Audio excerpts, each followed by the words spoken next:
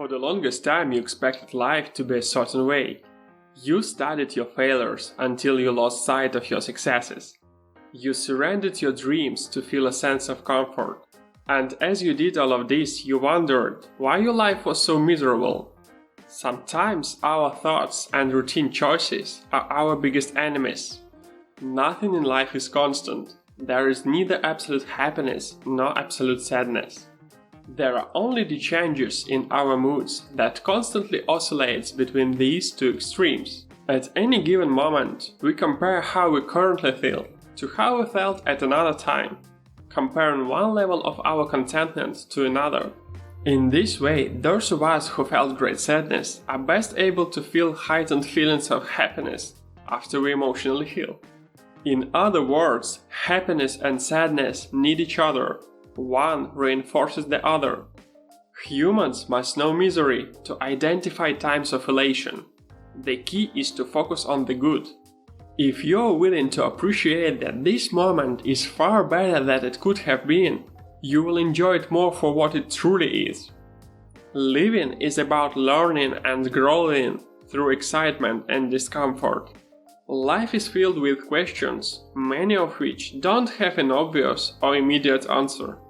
It's your willingness to ask these questions and your courage to march confidently into the unknown in search of the answers that gives life its meaning. In the end, you can spend your life feeling sorry for yourself, cowering in the comfort of your routines, wondering why there are so many problems out in the real world. Or you can be thankful that you are strong enough to endure them. It just depends on your mindset. The obvious first step, though, is convincing yourself to step out of your comfort zone. You don't suffer from your beliefs, you suffer from your disbeliefs. If you have no hope inside of you, it's not because there is no hope, it's because you don't believe there is. Since the mind drives the body, is the way you think that eventually makes the dreams you dream possible or impossible.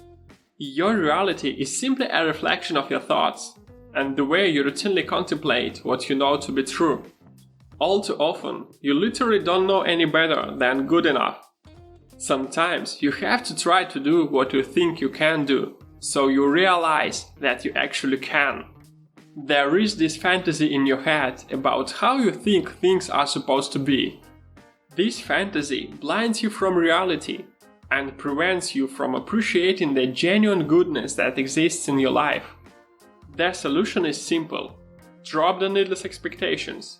Appreciate what is. Hope for the best, but expect less. You have to accept reality instead of fighting it. Don't let what you expected to happen blind you from all the good things that are happening. When you stop expecting people and things to be perfectly the way you had imagined, you can enjoy them for who and what they truly are. Good luck to you!